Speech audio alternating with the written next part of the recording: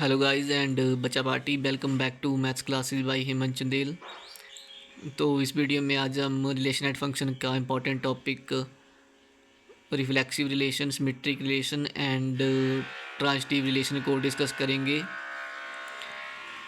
तो let us start the topic.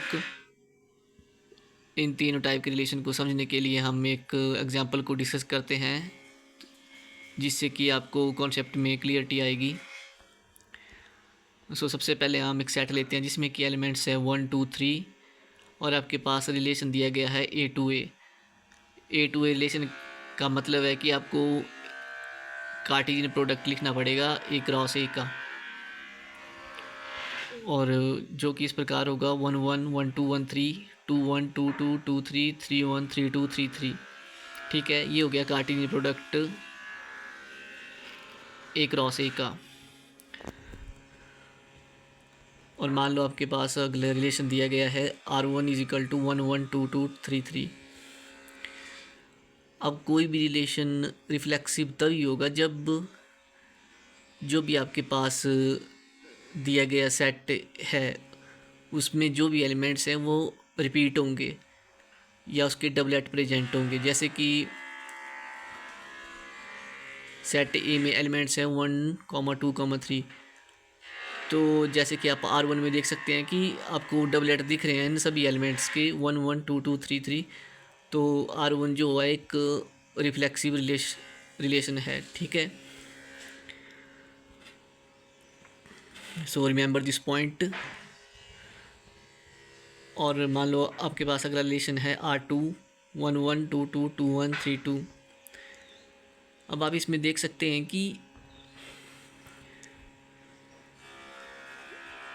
इसमें 3 3 element जो है वो प्रेजेंट नहीं है। तो R2 रिलेशन जो है एक रिफ्लेक्सिव रिलेशन नहीं है। ठीक है,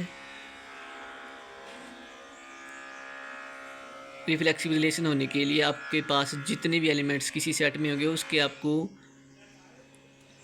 डबलेट प्रेजेंट होने चाहिए। उसके अलावा जो भी एलिमेंट्स होंगे वो बाद की बात है, उसको नहीं देखना है आपको। ठीक है, तो R2 जो है वो एक नॉट रिफ्लेक्सिव रिलेशन है। इसके बाद है कि R3 रिलेशन दिया गया आपके पास 1 2 2 2 2 1 2 3 एंड 3 2। सिमेट्रिक रिलेशन होने के लिए कंडीशन है कि अगर आपके पास ए कॉमा बी प्रेजेंट है तो आपके पास बी कॉमा ए भी प्रेजेंट होना चाहिए, तभी वो रिलेशन सिमेट्रिक होगा। जैसे कि R3 रिलेशन में आप देख सकते हैं कि सबसे पहला एलिमेंट है 1 2, तो आपको 2 1 भी यहाँ पे मिलेगा, और 2 3 है तो आपको 3 2 भी मिला है।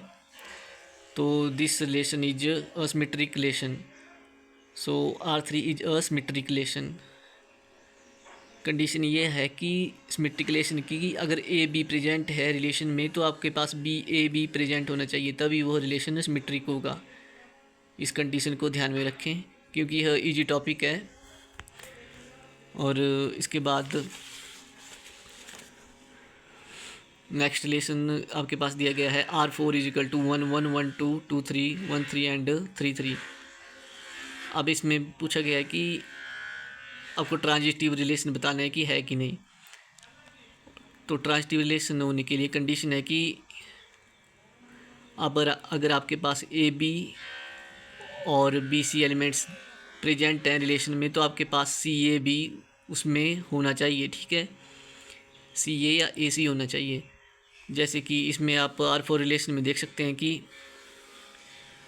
आपके पास एलिमेंट्स है 1 2 2 3। तो ए इसमें 1 हो गया और बी इसमें 2 हो गया और सी हो गया 3। तो ए बी और बी सी तो प्रेजेंट है हमारे पास, लेकिन अब ए सी भी प्रेजेंट होना चाहिए। तो इसमें ए सी बनेगा 1 3 जो इसमें R4 रिलेशन में प्रेजेंट है। तो यह रिलेशन ट्रांजिटिव रिलेशन हो गया। ठीक है, और नेक्स्ट वन रिलेशन है हमारे पास R5 जो कि इस प्रकार दिया गया है 1 1 1 2 2 1 1 3 3 2 एंड 3 3। इसमें आप देख सकते हैं कि 1 1 एलिमेंट्स प्रेजेंट है, लेकिन आपके पास जो स्टार्टिंग में सेट दिया गया उसमें से 3 एलिमेंट्स थे, 2 और 3 भी था। लेकिन इसमें से सिर्फ 1 का ही डबलेट है, तो यह रिलेशन जो है एक नॉट रिफ्लेक्सिव है नेचर में। और इसमें 1 2 दिया गया है और इस रिलेशन में आल्सो 2 1 भी प्रेजेंट है, तो यह रिलेशन सिमेट्रिक है R5। और ट्रांसटिव होने के लिए कंडीशन बताई गई थी कि अगर ए बी प्रेजेंट है और बी सी प्रेजेंट है तो इसमें ए सी आल्सो प्रेजेंट होना चाहिए। तो इस रिलेशन में 1 3 प्रेजेंट है और 3 2 प्रेजेंट है, मतलब कि इसमें ए हो गया 1 B 3 एंड सी हो गया 2, तो इसमें ए सी बना हमारे पास 1 2, तो 1 2 R5 रिलेशन में प्रेजेंट है, तो यह रिलेशन ट्रांसटिव हो गया नेचर में। ठीक है, तो R5 is a not reflexive but symmetric and transitive relation. और इसके बाद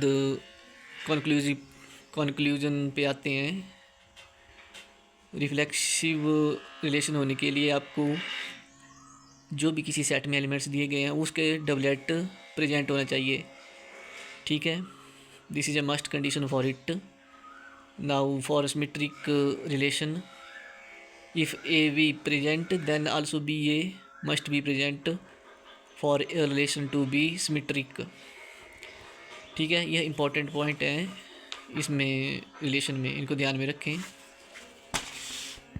और लास्ट में हमारे पास आता है ट्रांसटिव रिलेशन के लिए कंडीशन कि अगर if a b elements and b c elements are present in relation then the elements a c also present in it, तभी आप किसी रिलेशन को ट्रांसटिव रिलेशन कह सकते हैं। और लास्ट में एक अनदर टॉपिक है इक्विवेलेंस रिलेशन। जो कोई भी रिलेशन अगर रिफ्लेक्सिव है, सिमेट्रिक है और ट्रांसटिव है, तीनों ही हैं, तीनों कंडीशन को सेटिस्फाई करता है, तो वो रिलेशन कहलाता है equivalence relation. I hope you like the video and content, और इस चैनल को लाइक शेयर एंड सब्सक्राइब जरूर करें। और अगर आपकी कोई क्वेरी है तो कमेंट्स में डिस्कस करें। Thank you, have a nice day.